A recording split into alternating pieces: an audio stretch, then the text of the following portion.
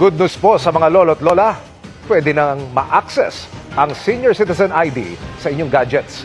Yan ang inilunsad na Digital Senior Citizen ID na magagamit sa pagkuha sa mga benepisyo, diskwento at ibang serbisyo. Tulad po ng Physical Senior Citizen ID. Nakatutok si Oscar Oida.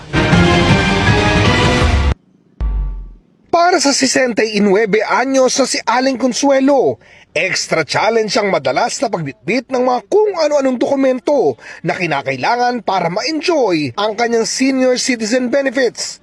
Minsan nga raw, nasa butika na siya para bumili ng kanyang gamot. Di naman pala niya dala ang kanyang senior citizen ID. Kasi po, kailangan laging isa-isip natin yung ating mga gagawin, dadalhin. Ay ngayon, kung mga may edad na nalilimutan. Pero good news para sa mga gaya ni Aling Consuelo. Kaninang umaga lang, pinangunahan ng Department of Information and Communications Technology o DICT at National Commission of Senior Citizens ang paglulunsad ng Digital National Senior Citizens ID o NSCID sa pamamagitan ng eGov.ph Super App. Layunin ng programang ito na gawing mas madali para sa mga senior citizen ang pag-access sa kanilang mga benepisyo, diskwento at serbisyong pangkalusugan na hindi na kailangan ng madaming pisikal na dokumento. Via this program, mapapadali yung kanilang application at pag-access upang masigurong ang kanilang benefit ay maibibigay sa kanila.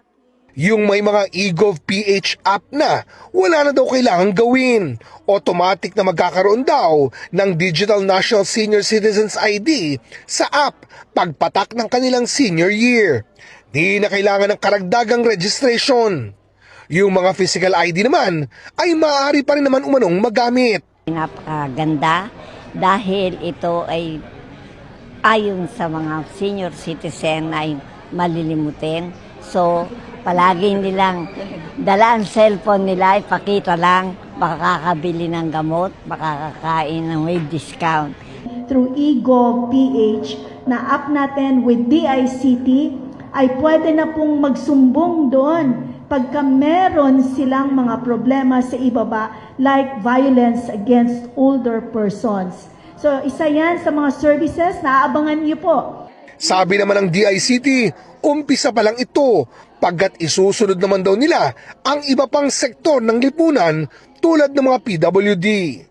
Para sa GMA Integrated News, Oscar Oida, nakatutok, 24 oras.